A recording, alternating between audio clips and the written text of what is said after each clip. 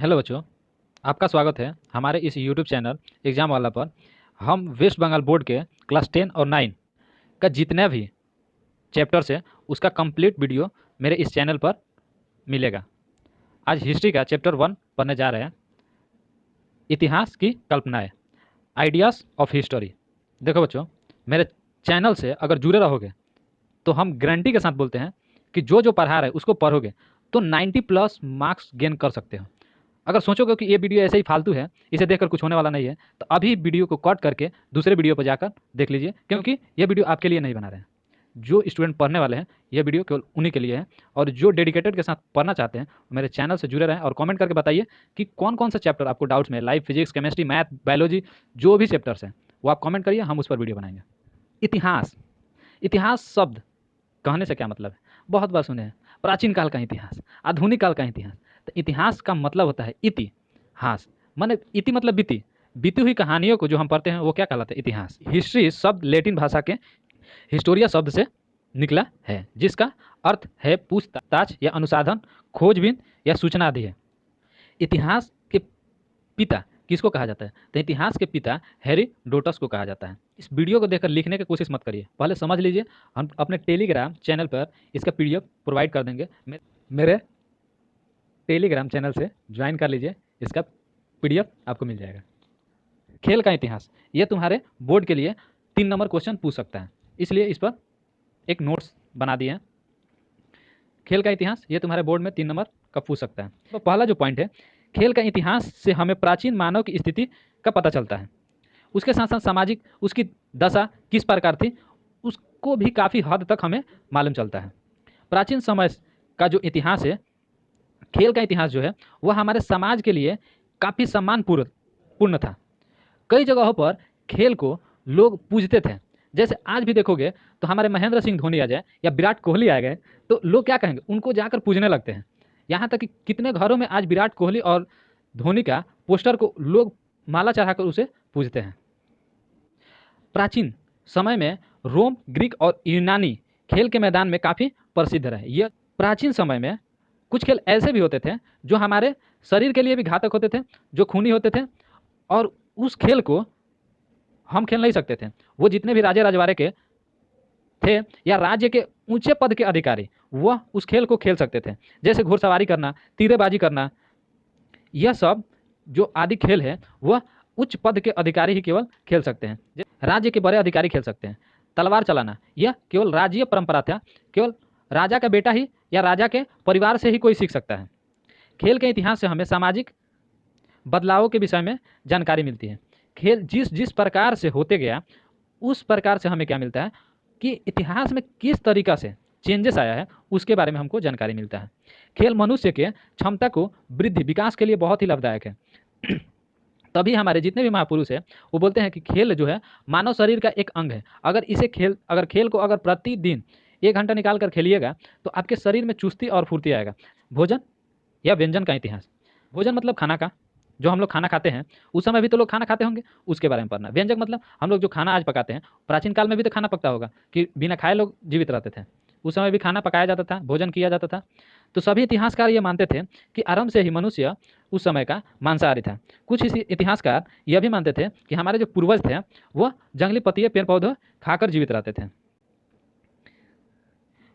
इसके साथ साथ मनुष्य प्राचीन काल में भोजन की तलाश में बहुत दूर दूर तक निकल कर चला जाता था, और जाकर किसी दूर स्थान पर जाकर किसी पहाड़ी या पेड़ पर अपना निवास करता था, उस पर सोता था या गुफा में रहता था। वहाँ पर रहने का कोई साधन नहीं था। परंतु प्राचीन काल में जैसे जैसे विकास हुआ, मनुष्य घर बनाए, घर बनाकर उसमें रहने लगे, फिर समाज बनाए, समाज बनाकर संगठित होने लगे, संगठित होकर एक समाज बनाए, समाज से एक छोटा छोटा गांव बनने लगा, और पालतू जानवर भी पालने लगे। आज युग के समय में मनुष्य अस्थायी होकर रहने लगा था। 9% युग जो समय आया था उसमें मनुष्य अस्थायी होकर अपना घर बनाकर रहने लगा था, और खाने के लिए पशुपालन करता था और पशु मारकर खा लेता था, या उससे जैसे गाय रखा तो उससे दूध निकला तो उसको अपना भरण पोषण कर लेता था। उसके बाद मनुष्य कृषि करना सीख गया। शुरुआती दौर में महिलाएं खाना बनाती थी और पुरुष जो थे वो शिकार के लिए जाते थे और शिकार कर कर लाते थे, फिर शाम को भोजन पकता था। यह जो था हमारा भोजन या व्यंजन का इतिहास था। यह 3 नंबर में पूछ सकता है।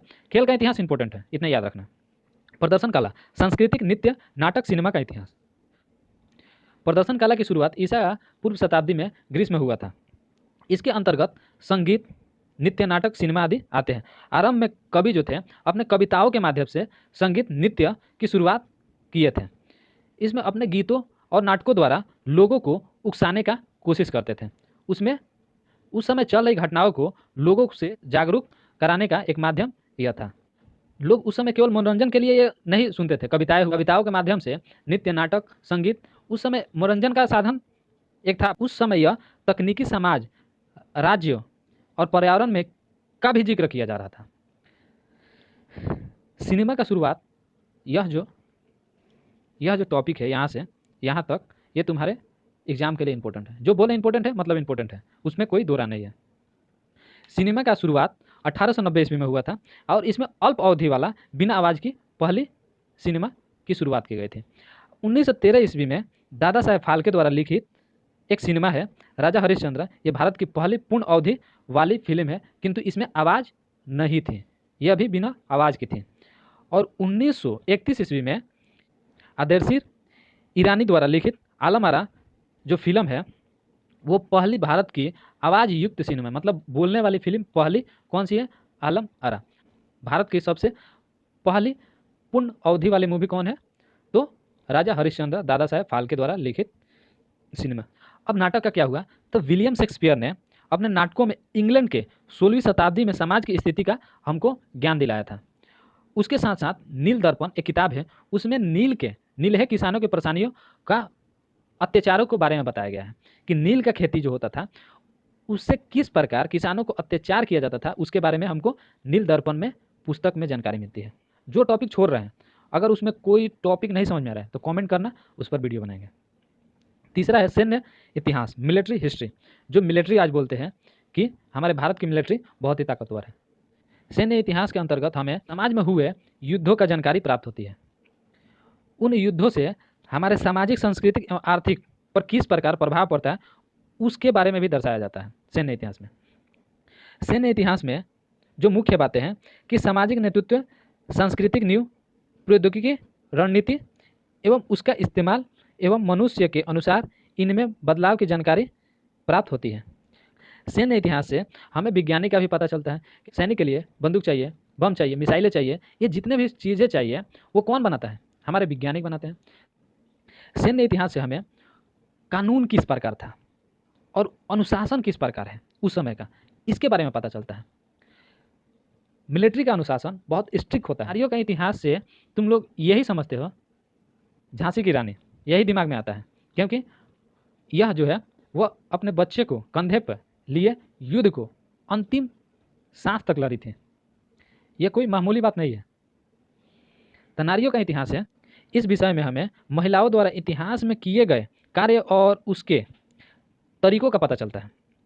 महिलाएं अकेले या दल बनाकर किसी ऐतिहासिक महत्व, चाहे ऐतिहासिक घटनाओं को अंजाम देती थी या पूरा करती थी। इतिहास में महिलाओं का योगदान बहुत कम दिखाया गया है। इसका कारण यह है, इतिहास मुख्यतः पुरुषों द्वारा लिखी गई थी, इस कारण हमें महिलाओं का योगदान कम दिखाया गया है। किंतु आज का जो समय है, आज का जो आधुनिक समय है, उसमें महिलाएं कहीं भी उसको भेदभाव नहीं किया जा रहा है। आज महिलाएं कोई भी कार्य कर सकती है। अब महिला और पुरुष के साथ एवं कंधे से कंधे मिलाकर चल रही है। आज महिला और पुरुष में कोई भी चीज़ में भेदभाव नहीं है। आज महिलाएं राष्ट्रपति, प्रधानमंत्री, लोकसभा अध्यक्ष या आईएएस, पीसीएस, आईपीएस, सीओ, कोई भी पोस्ट हो, सभी पोस्ट पर आज लड़कियां उस पद को पाने के लिए सक्षम है। आज उसके साथ कोई भेदभाव नहीं है। इसके बाद जो आता है परिवहन का इतिहास। परिवहन का इतिहास जो होता है, इससे हमें नए नए आविष्कार किस प्रकार हुए उसके बारे में पता चलता है। उनका जीवन यापन किस प्रकार चलता था उसके बारे में पता चलता है। शुरुआती दौर में मनुष्य पहिया बनाना सीखा था, उसके बाद नुकीले हथियार बनाना सीखा, पहिया पहले पत्थर और लकड़ी का बनाना सीखा। किंतु आज का जो समय है रबर का पहिया बना। तो पुराने समय में पत्थर का पहिया बना, फिर काठ लकड़ी का बना, आज रबर का बन रहा है। तो ये जो परिवर्तन हो रहा है यह क्या है? परिवहन का इतिहास है। माने परिवहन में किस प्रकार बदलाव हुआ उसका इतिहास है। तो दृश्य कला हमें किसी समाज के या देश की स्थिति को बतलाने में बहुत ही महत्वपूर्ण भूमिका अदा करता है। प्राचीन काल में बहुत भी आज भी ऐसे वास्तुकला है जो हमारे प्राचीन काल में बहुत ऐसे वास्तुकला रहे जो रहस्यमय बनकर आज भी है। यहीं पर हम अपना वीडियो को समाप्त करते हैं। इसके पार्ट 2 जल्द ही अपलोड करेंगे। हमारे चैनल को अभी तक आप लोग सब्सक्राइब नहीं किए तो सब्सक्राइब करके बेल आइकन को ऑन कर लीजिए। और पीडीएफ के लिए आप लोग हमारे टेलीग्राम चैनल से ज्वाइन हो जाइए, उस पर जल्द ही पीडीएफ प्रोवाइड कर देंगे। आप आगे कौन से चैप्टर पढ़ना चाहते हैं इतिहास का, कमेंट करके बताइए, उस पर वीडियो अलग से बनाएंगे। ये तो चलेगा, साथ में वो भी चलेगा।